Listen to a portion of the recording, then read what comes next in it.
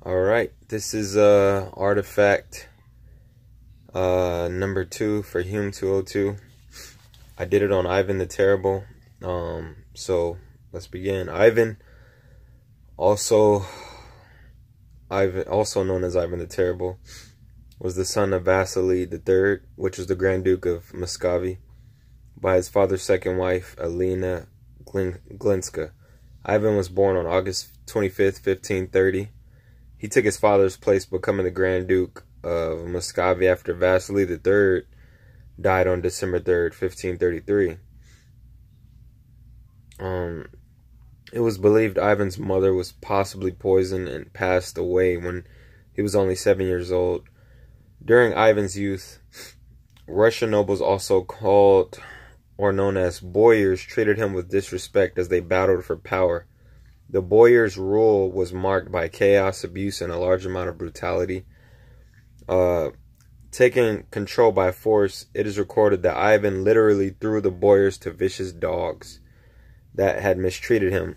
Ivan claimed to have a heritage that descended from Byzantine emperors, and on January 16th, 1547, Ivan had himself crowned as Tsar of all the Russians. The word Tsar originated from the great Caesar, and the claim to rule all the Russians was a publication for dominance over both Kievan Rus and Muscovy.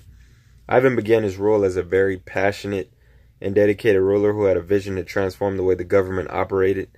He began his crusade by changing the law code, ordered a national convocation, and established the chosen council of nobles. Ivan introduced limited self-government in many remote areas of Russia, established the position of the Orthodox Church, and created the first printing press in the land. That's pretty cool. Ivan surrounded himself with men of lower status and rank. These men shared the same visions as Ivan, and so they kind of crusaded together to start this new movement. Ivan repaired the military by creating his own unique design. He designed the Streltsy, aka them hitters, them shooters. They were a group that was no joke. They were divided into 5 corps. Each corps was led by a noble leader who had to prove to military professionals he was worthy of the leadership role. Ivan had a large military interest, artillery interest. He had a strategic plan in mind to counter any aerial attacks that came from outranged Mongols, who controlled the lands of the south of the Muscovy. Ivan and his military team also developed what was called the Gulay Gorod. I have no idea what that is. No, I'm just kind of playing. It was a secured wagon that was related and designed to the wagons created by the Hussites in the early 15th century. They were created for fighting on steeps, or in other words, like a flat land, a plain, open field. Ivan had his first test in battle against the Khanate of Kazan. His fight was unsuccessful. Because of his failure, he ordered the generals involved to be executed. Though Ivan had been unsuccessful in his battle with the Khanate the first time, he was offered the city of Kazan by dissenters, aka traitors, which led to his future siege of the city. He led an army of 150,000 men and 50 sections of artillery to become victorious over the rulers of Kazan. The battle only took 6 weeks.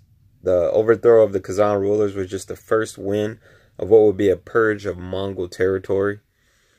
Ivan pushed to the south and east, capturing the city of Astrakhan and moving into the Crimea as far as Perekop. He later had an expansion of his reign go through all the way east to the land of Siberia.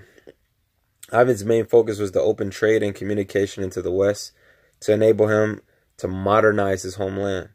Many rulers plotted against Ivan's next move to prevent him from moving skilled workers into foreign lands of the western country.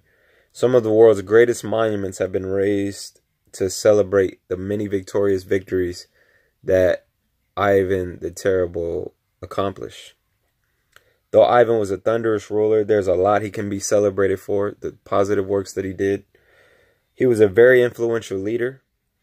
Some of his success, like expanding Muscovy land over 1 million miles, making Russia a regional power, and opening up trade routes with Europe, were only some of his great accomplishments for his homeland. In spite of his scary and aggressive nature and many great failures, Ivan the Great can be recognized as the founder of modern Russia.